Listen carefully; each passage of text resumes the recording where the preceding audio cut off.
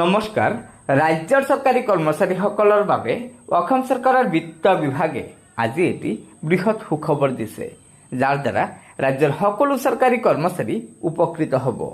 হয়, এয়া চাওক, অসম চৰকাৰৰ বিত্ত বিভাগে আজিৰ এই অধিসূচনাখন প্ৰকাশ কৰিছে। এই অধিসূচনাখনৰ বিষয় আছে আপোন ঘৰ আঁচনি, গৃহ ঋণৰ বাবে সুত ৰেহাই আঁচনি সন্দৰ্ভত।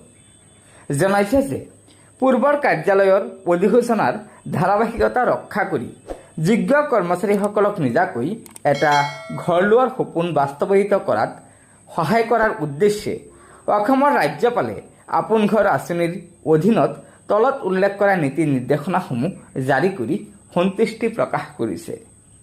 প্ৰথমতে আছে আপোন ঘৰ।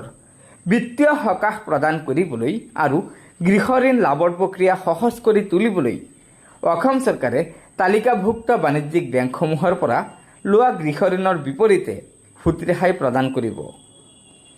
এই আঁচনিখন তলত উল্লেখ কৰা কৰ্মচাৰীসকলৰ ক্ষেত্ৰত প্ৰযোজ্য হ'ব। অসমৰ নিয়মীয়া ৰাজ্য চৰকাৰৰ কৰ্মচাৰীসকলৰ বাবে। ২ নম্বৰত আছে তলত দিয়া ছ'চাইটি আৰু ৰাজ্যিক ৰাজহুৱা খণ্ডৰ প্ৰতিষ্ঠানসমূহৰ কৰ্মচাৰীসকলৰ বাবে যিসকলে ৬০ বছৰ বয়সলৈকে কৰ্মৰত হৈ আছে, অৰ্থাৎ ৬০ বছৰলৈকে চুক্তিভিত্তিক কৰ্মচাৰীসকলে এই আপোন ঘৰ আঁচনিৰ সুবিধা লাভ কৰিব। যিসকল ৰাষ্ট্ৰীয় স্বাস্থ্য অভিযান অসমৰ অধীনত কৰ্মৰত, সমগ্ৰ শিক্ষা অসমৰ অধীনত কৰ্মৰত, অসম শক্তি উৎপাদন কোম্পানী লিমিটেড, অসম শক্তি বিতৰণ কোম্পানী লিমিটেড, অসম বিদ্যুৎ গ্ৰিড নিগম লিমিটেডৰ অধীনত কৰ্মৰত ৬০ বছৰ চুক্তিভিত্তিক কৰ্মচাৰীসকলে এই আপোন ঘৰ আঁচনিৰ সুবিধা লাভ কৰিব।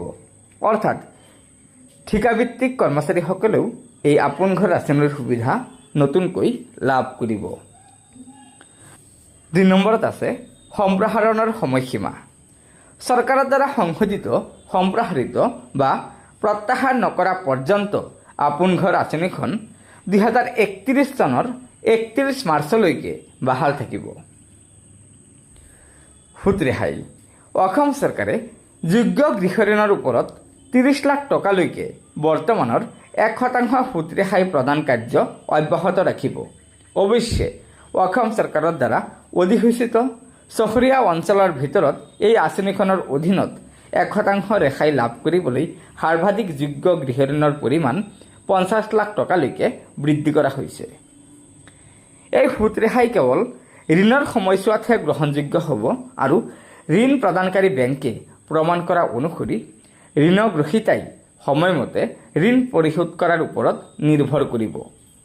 গতিকে ছাৰ বাইদেউসকল, এয়াই আছিল অসম চৰকাৰে দিয়া আজিৰ এই সুখবৰ।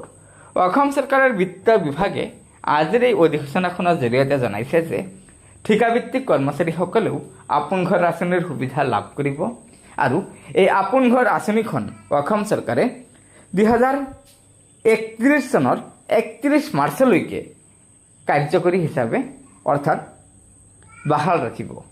গতিকে ছাৰ বাইদেউসকল, লগৰ বন্ধুবৰ্গক এই ভিডিঅ'টো শ্বেয়াৰ কৰি আজিৰ এই গুৰুত্বপূৰ্ণ খবৰটো জনাই দিব আৰু নতুনকৈ অহা ছাৰ বাইদেউসকলে অনুগ্ৰহ কৰি আমাৰ এই চেনেলটো ছাবস্ক্ৰাইব কৰি ল'ব আৰু ফেচবুকত চালে পেজটো ফ'ল' কৰি ল'ব। ধন্যবাদ। জয় আই অসম।